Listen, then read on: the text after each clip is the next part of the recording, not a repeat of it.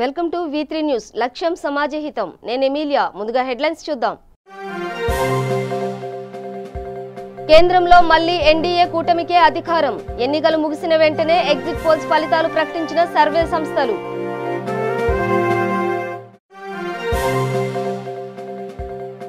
తెలంగాణలో కారుదే జోరు. 12 నుంచి 16 సీట్లు గెలుస్తుందని అంచనా వేసిన సర్వేలు.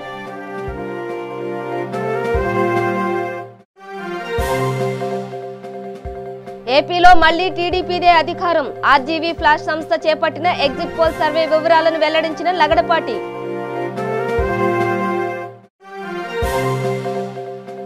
ఎగ్జిట్ పోల్స్ ఫలితాలలో అయోమయంలో పార్టీల నేతలు. తికమక ఎగ్జిట్ పోల్స్ తో గందరగోళంలో పార్టీలు. ఇక డీటెయిల్స్ చూస్తే ఎన్నికల ఫలితాలపై అంచనాలు వెల్లడయ్యాయి. ఉత్కంఠ మరింత పెరిగింది. దేశమంతా ఎప్పుడెప్పుడా అని ఎదురు చూస్తున్న ఎగ్జిట్ పోల్స్ ఫలితాల్ని వివిధ మీడియా సర్వే సంస్థలు ఆదివారం సాయంత్రం ప్రకటించాయి. ప్రధాని పీఠం మళ్లీ నరేంద్ర మోదీకేనని ఎగ్జిట్ పోల్స్ అభిప్రాయపడ్డాయి. 17వ లోక్సభ చివరి దశ ఎన్నికలు ఆదివారం ముగిసిన వెంటనే పలు సంస్థలు ఎగ్జిట్ పోల్స్ సర్వేల ఫలితాలను వెల్లడించాయి. చాలా సర్వేలు ప్రధాని నరేంద్ర మోదీ స్పష్టమైన మెజార్టీ సంపాదిస్తారని పేర్కొన్నాయి. ప్రభుత్వం ఏర్పాటు చేయడానికి కనీసం 272 స్థానాల్లో విజయం సాధించాల్సి ఉండగా భాజపా ఆధ్వర్యంలోని ఎన్డీఏ కూటమికి 300కు పైగా సీట్లు గెలుచుకుంటుందని కొన్ని సర్వేలు పేర్కొన్నాయి. 2 సంస్థలు మాత్రం ఎన్డీఏకు మెజార్టీ తగ్గినా అతిపెద్ద కూటమిగా అవతరిస్తుందని అభిప్రాయపడ్డాయి. యూపీఏ కూటమికి గతంలో కన్నా స్థానాలు పెరిగినా అధికారం కోసం సవాలు చేసేటంతటి సీట్లు రావని పేర్కొన్నాయి. గత ఎన్నికల్లో భాజపాకు సొంతంగా 282 సీట్లు, ఎన్డీఏ కూటమికి 336 స్థానాలు లభించాయి. కాంగ్రెస్కు 44 స్థానాలకే పరిమితమైంది.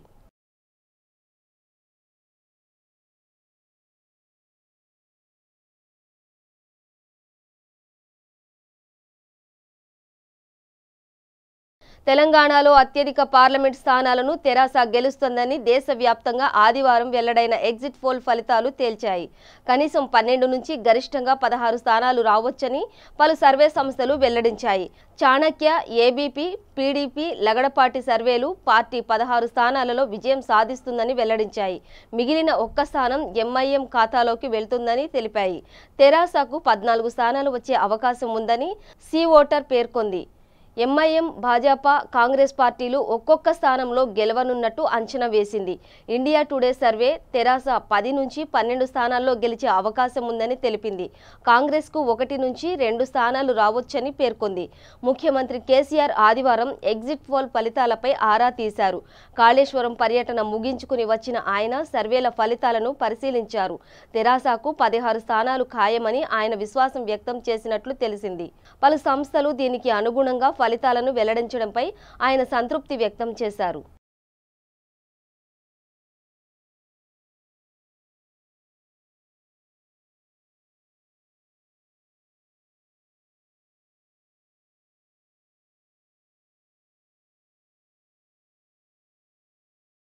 ఆంధ్ర రాష్ట్ర ప్రజలు తెదేపాకు పట్టం కట్టబోతున్నారని మాజీ ఎంపీ లగడపాటి రాజగోపాల్ ప్రకటించారు.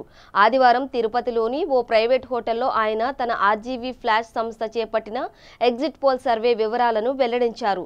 ఆంధ్రప్రదేశ్, తెలంగాణ లోక్సభ ఫలితాలతో పాటు జాతీయ స్థాయిలో అంచనాలు చెప్పారు. రాజధాని ఇప్పుడిప్పుడే నిర్మాణం అవుతుంది. సాగునీటి ప్రాజెక్టులు పరుగులు పెడుతున్నాయి. ఈ సమయంలో ప్రభుత్వం మారితే చాలా నష్టం అనే ఆలోచనతో చాలా మంది తెలుగుదేశం పార్టీకి ఓటు వేశారు. మహిళలు తెదేపా వైపు నిలిచారని పేర్కొన్నారు.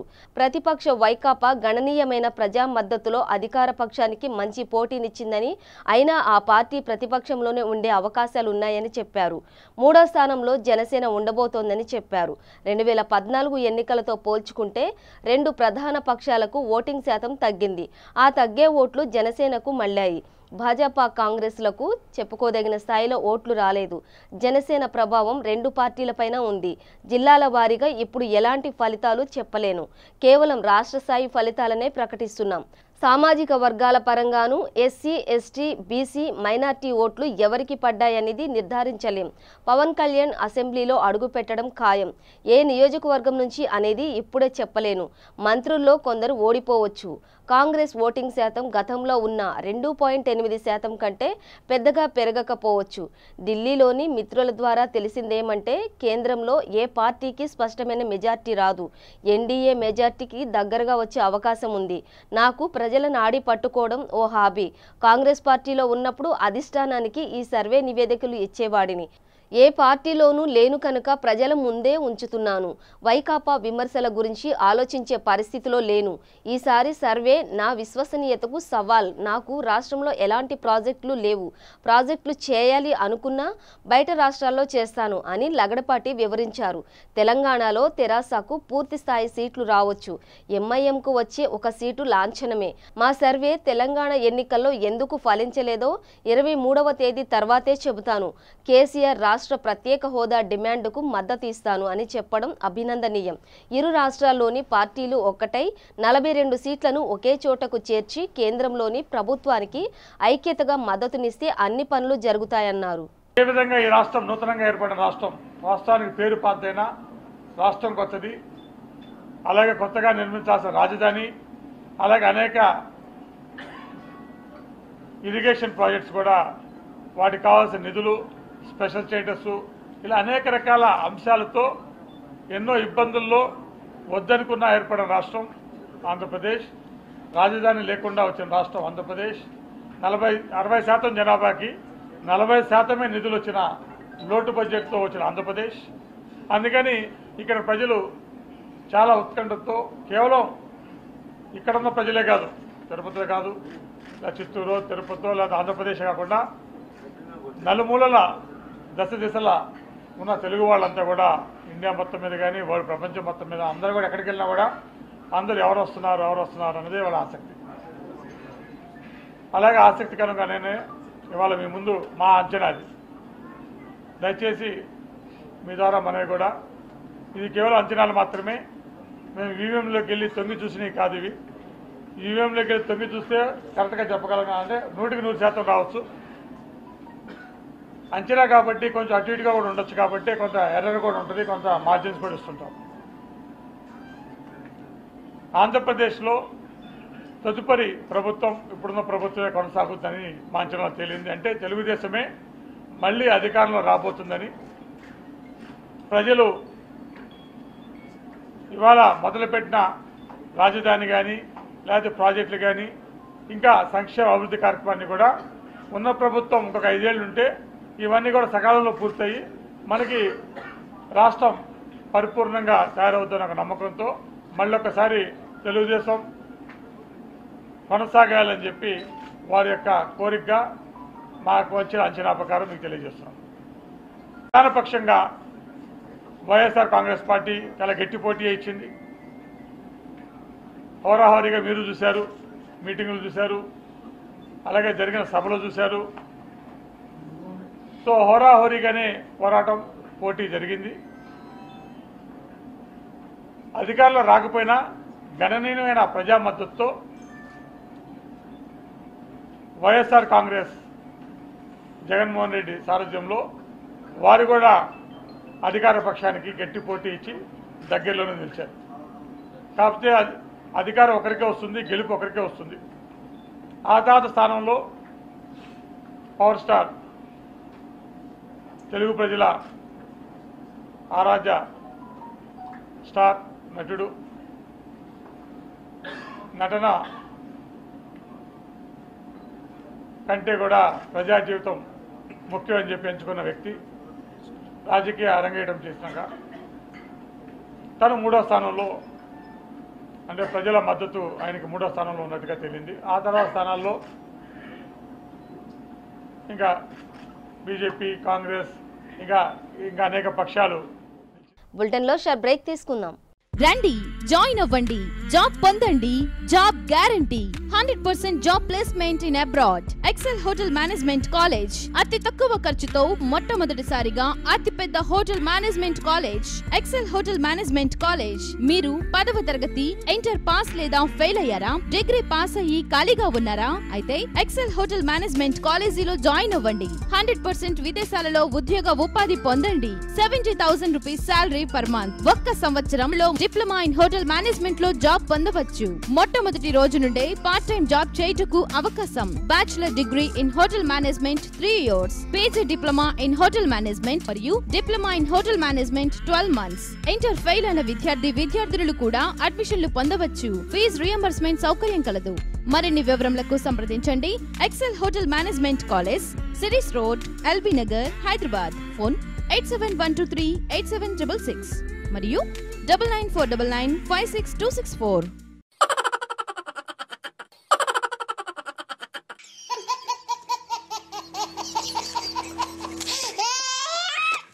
గిలిగిలిగా ప్రతిరోజు ఉదయం 11 గంటలకు, తిరిగి రాత్రి 9:30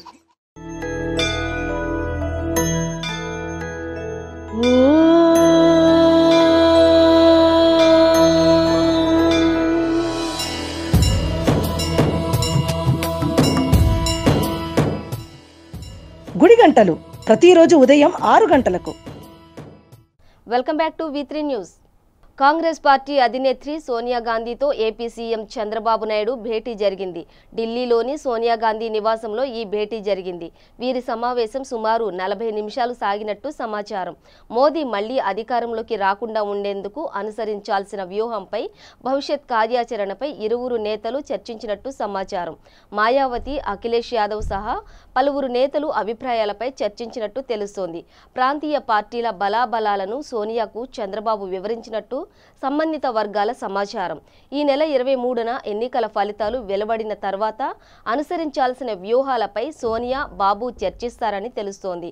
ఈ నెల 21న యూపీఏ మిత్రపక్షాల సమావేశం ఏర్పాటు అంశంపైన చర్చించారని సమాచారం. కాగా సోనియాతో భేటీ అనంతరం కాంగ్రెస్ నేత శ్యామ్ పిట్రోడాతో చంద్రబాబు భేటీ అయ్యారు.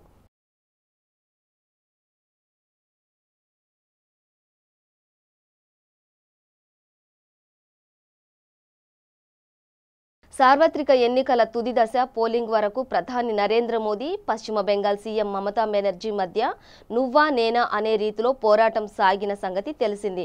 అయితే ఎగ్జిట్ పోల్స్లో మోదీదే పైచేయి అని అంచనాలు వెలువడ్డాయి. ఇండియా టుడే యాక్సిస్ మై సర్వేలో పశ్చిమ బెంగాల్లో బీజేపీకి 19 నుంచి 23 సీట్లు వస్తాయని భావిస్తున్నారు. అదే సమయంలో అధికార తృణమూల్ కాంగ్రెస్కు 19 నుంచి 22 స్థానాలు గెలుచుకుంటుందని ఎగ్జిట్ పోల్స్ చెబుతున్నాయి.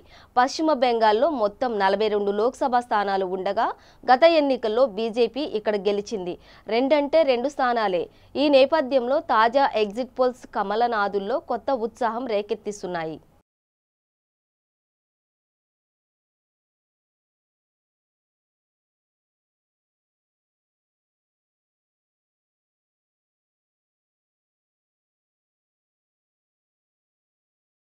ఏపీ ప్రజలు జగన్ సీఎం కావాలని కోరుకుంటున్నారని వైసీపీ నేత రోజా అన్నారు. ఎగ్జిట్ పోల్స్ను గుడ్డిగా తాము నమ్మమని, ప్రజలతో మమేకమై వారు ఏం కావాలని కోరుకుంటున్నారో తెలుసుకున్నామని అన్నారు. దేశంలో ఏ నాయకుడు ఇంతవరకు చేయని విధంగా జగన్ పాదయాత్ర చేశారని, ప్రజలను కలిసి వారికి అండగా ఉంటానని భరోసా కల్పించారని చెప్పారు. జగన్పై ప్రజలు పెంచుకున్న నమ్మకాన్ని వారి కళ్లల్లో చూశామని, ఖచ్చితంగా జగన్ సీఎం కాబోతున్నారని ఘంటాపదంగా చెబుతున్నానని అన్నారు. ఎన్నికల ఫలితాలు తమకు అనుకూలంగానే వస్తాయని, ఎట్టి పరిస్థితుల్లోనూ నిరాశపరచవని ధీమా వ్యక్తం చేశారు. కొత్త రాష్ట్రానికి అనుభవం ఉన్న నేత అయితే బాగుంటుందనుకొని చంద్రబాబును గెలిపిస్తే రాష్ట్రానికి ఆయనేమీ చేయలేకపోయారని ప్రజలు తెలుసుకున్నారని అన్నారు.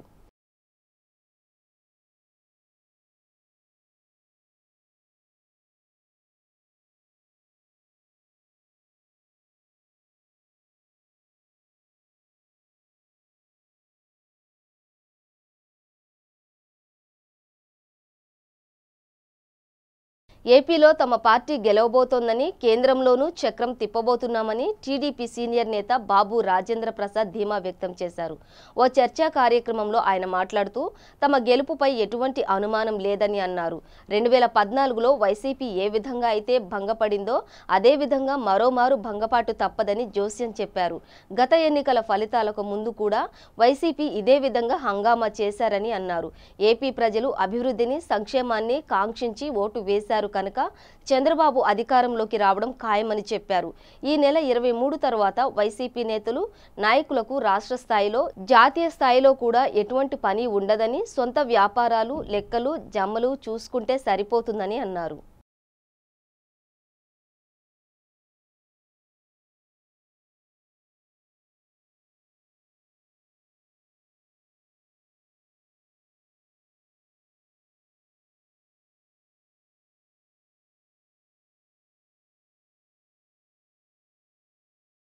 సూర్యాపేట జిల్లా పెన్పహాడ్ పోలీస్ స్టేషన్లో ఎస్ఐ వేధిస్తున్నాడని రమేష్ అనే కానిస్టేబుల్ వాట్సాప్లో తన బాధను వ్యక్తం చేస్తూ గ్రూపులలో పోస్ట్ చేశాడు. ఇటీవల కాలంలో తరచుగా ఈ రకమైన వీడియోలు సోషల్ మీడియాలో హల్చల్ చేస్తున్నాయి. ఎవరైనా తమ సమస్యలు, ఇబ్బందులు చెప్పడానికి ఉన్నతాధికారుల దృష్టికి తీసుకురావాలే కానీ వీడియోల ద్వారా సమస్యలు పరిష్కారం కావని ఉన్నతాధికారులు పలుమార్లు తెలియజేస్తున్నారు. మాకు డిఎస్పీ గారు ఉంటారు, ఎస్పీ గారు అందరు మీరేదో మా జీతాన్ని ఆపుదాము అదాపుదాం. రైట్, నా జీతం 6 సెటిల్మెంట్ చేస్తే 20,000 వస్తుందేమో. ఆ 20,000 రూపాయలను గిట పెన్బాడ్ పోలీస్ స్టేషన్కి ఏదో ఒక విధంగా విరాళంగానే ఇస్తాను. నేను జీతం మీద ఆశపడ్డాడు, ఏదో సిక్ చేసిపోతుండు. నా పర్సనల్ ప్రాబ్లం ఉందని, నాకు బీపీ ఉంది, నాకు హెల్త్ బాగాలేదు, నేను ఎండకు తిరగలేను కాబట్టి నేను సిక్ చేస్తున్నాను. అది అందరికి తెలిసిన విషయమే. మీరు చెక్ చేసుకోండి వచ్చి, మీకు ఒకవేళ డౌట్ ఉంటే మీరు చెక్ చేసుకోండి వచ్చి నా బీపీని. డాక్టర్ సజెషన్తో నేను పోయినాను. మీకు అవసరం ఏందండి? నిజంగా మీరు నిజాయితీ పర్లా? మీరు హుజూర్నగర్ పోలీస్ స్టేషన్ చంపాయలేదా? పెన్బాడ్ పోలీస్ స్టేషన్ చంపాయలేదా? చెప్పండి. పర్సనల్ ఖర్చు పెట్టుకుని ఎన్ని రోజులు మీరు ఉద్యోగం చేపిస్తారు కానిస్టేబుల్ తోటి? సస్పెండ్ అయితే ఏమవుతుందంటే ఒక 2 నెలలు పోతాం, 3 నెలలు పోతాం, తర్వాత ఉద్యోగం వస్తుంది. మా ఫ్యామిలీ మీరు నడుపుకోలేమా? అంటే ఉద్యోగం మీద బతికే నడుపుతాం అనుకుంటారా మీరు? ఎస్పీ గారు, డీజీ గారు అండ్ సిఏ గారు, వెంకటేశ్వర గారు చాలా మంచి సిఏ గారు, ఆయన పర్సనల్ ప్రాబ్లం చాలా అర్థం చేసుకుంటారు. డిఎస్పీ గారు కూడా అర్థం చేసుకుంటారు. మీరు ఎంక్వైరీ చేయండి సార్. రమేష్ ఎలాంటాడు? నిజంగా రమేష్ గారు ఫాల్తుగాడు అంటే దీన్ని మీరు పనిలో తీసుకోవాల్సిన సస్పెండ్ చేయండి. మీరు పర్సనల్ తీసుకొని మంచిగా మాట్లాడుకుంటూ ఈరోజు నాకు సిక్ పాస్పోర్ట్ ఇచ్చి జీతం ఆపండి రమేష్ది అని జారీ చేయాల్సిన అవసరం ఉంది సార్. మీరు సిక్ ఇంటిమేషన్ ఇవ్వండి డిపిఓకి, ఇన్వార్డుకి పోతుంది, వాళ్ళు ఆపుతారు. టైం ప్రకారం జీతం వేసి చేస్తారు, ఆపుతారు. పర్సనల్ జీతం ఆపాల్సిన అవసరం ఏముంది? నేను ఫోన్ చేసి ఇతని గురించి పోలీస్ స్టేషన్లో ప్రతి పోలీస్ స్టేషన్లో కనుక్కోండి, హుజూర్నగర్ పోలీస్ స్టేషన్లో, మరి మేము చేసిన పోలీస్ స్టేషన్లో కనుక్కోండి. రమేష్ గారు నిజంగా కోపం ఉంటాడు, రైట్, కోపంగానే ఉంటాడు, కానీ నిజాయితీ పరుడు. ఇది కాదని ఎవరైనా సూర్యాపేట డిస్ట్రిక్ట్ నేను ఫేస్బుక్లో పెట్టట్లేదు. నేను ఫేస్బుక్లో పెడితే నాకు ఒక 1000 కామెంట్స్ దాకా వస్తాయి, 2000 కామెంట్స్ దాకా వస్తాయి. నేను ఎంత నిజాయిపడో అందరూ తెలుసు. ఉన్నదాంట్లో తింటాం, తాగుతాం, ఎంజాయ్ చేస్తాం. నకిలీ విత్తనాలను విక్రయించేవారు, రవాణా చేసే వారి పట్ల కఠినంగా వ్యవహరించి రైతాంగం వాటి బారిన పడకుండా కాపాడాలని నల్గొండ జిల్లా ఎస్పీ ఏవి రంగనాథ్ అన్నారు. శనివారం జిల్లా పోలీస్ స్టేషన్ కార్యాలయంలో పోలీస్ వ్యవసాయ శాఖ అధికారులతో కలిసి నిర్వహించిన సమావేశంలో ఆయన మాట్లాడుతూ ఖరీఫ్ సీజన్లో రైతాంగం నకిలీ విత్తనాల బారిన పడి మోసపోకుండా ఉండే విధంగా జిల్లా వ్యాప్తంగా వ్యవసాయ శాఖ అధికారులతో కలిసి పనిచేయడం ద్వారా నకిలీ విత్తనాల విక్రయం, రవాణా అరికట్టాలని ఎస్పీ ఆదేశించారు. ఇక ముఖ్యంగా జిల్లాల్లో పత్తి, వరి సాగు అధికంగా చేస్తున్నందున వాటి పట్ల ప్రత్యేక దృష్టి సారించి నకిలీ విత్తనాల బారి నుండి రైతులను రక్షించే దిశగా చర్యలు తీసుకోవాలని ఎస్పీ సూచించారు. విత్తనాలు సరఫరా చేసే కంపెనీలు, విక్రయించే దుకాణదారులు, అనుమానం ఉన్న ఏజెన్సీల పట్ల నిఘా పెట్టాలన్నారు. అనుమతి లేని విత్తనాలు రైతాంగం వినియోగించకుండా వారిలో చైతన్యం తీసుకురావాలని, ఈ విషయంలో వ్యవసాయ శాఖ అధికారులు, పోలీస్ అధికారులకు సహకరించాలని కోరారు.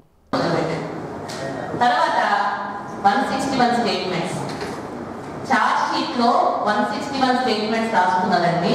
అవి ప్రాసిక్యూషన్ కి సపోర్టింగ్ ఉంటారు. చార్జ్ షీట్ లో రాసేటువంటి 161 స్టేట్మెంట్స్ ఇది చాలా ఇంపార్టెంట్ గా, ఎందుకంటే I'm dealing with they are speaking in favour of the accused. అలా రాసుకున్నారండి. నేను 3 to 4 ఫైల్స్ తీసి పక్కకు పెట్టాను. ఐ యూజ్ అవర్ కన్సర్న్ మన హెడ్ ఆఫ్ ఎస్పీ గారు కూడా ఇస్తారన్నారు. మీరు ఎందుకు అలా రాయాలి, అక్యూజ్డ్ ఫేవర్ ఎందుకు రాస్తున్నారండి దానికి? ఇప్పుడు మేము వాళ్ళని హాస్టైల్ చేసే పరిస్థితి ఉండదు. సీజే గారు కూడా మన వచ్చినప్పుడు కూడా చేసి పాయింట్ అవుతుంది. మన కండిషన్స్ ఏమంటే ఫస్ట్ క్వాలిటీ ఆఫ్ ఇన్వెస్టిగేషన్ మన వైపు నుంచి మనం కరెక్ట్గా ఉండాలి. ఎంతసేపు మనం ప్రాసిక్యూటర్స్ మీద లేదా జ్యుడిషియరీ మీద మనం కౌంటింగ్ ఉంది. 23rd and 27th కూడా మన కౌంటింగ్ ఉంది. ఎమ్మెల్సీ ఎలక్షన్ కూడా ఉంది, మనకి 3rd లోపల అవుతుంది. ఇవన్నీ అయిపోగానే వెంటనే మనం అంతా కూడా మీ focus on quality of investigation. ఈ ఫైల్స్ తీసి ర్యాండమ్గా నేను ఈ సర్కిల్ నుంచి కానీ లేదా పోలీస్ స్టేషన్ ప్రాసిక్యూటర్స్ ఉంటారు, జ్యుడిషియరీ అన్ని ఎలా part of the criminal justice system.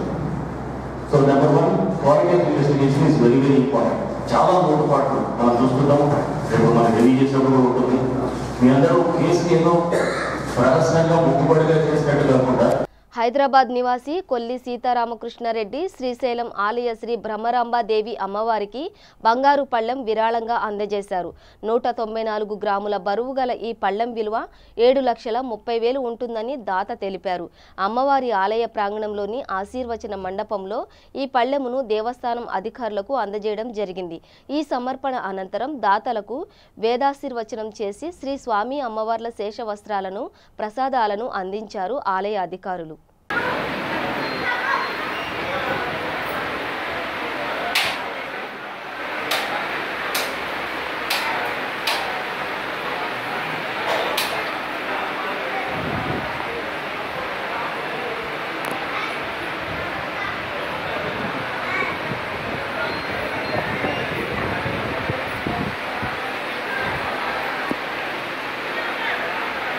Bulletin ముగించే ముందు హెడ్లైన్స్ మరోసారి. కేంద్రంలో మళ్లీ ఎన్డీఏ కూటమికే అధికారం. ఎన్నికలు ముగిసిన వెంటనే ఎగ్జిట్ పోల్స్ ఫలితాలు ప్రకటించిన సర్వే సంస్థలు.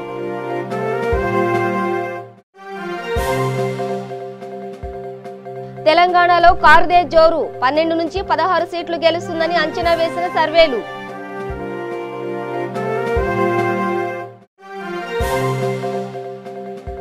ఏపీలో మళ్లీ టీడీపీదే అధికారం. ఆర్జీవీ ఫ్లాష్ సంస్థ చేపట్టిన ఎగ్జిట్ పోల్ సర్వే వివరాలను వెల్లడించిన లగడపాటి.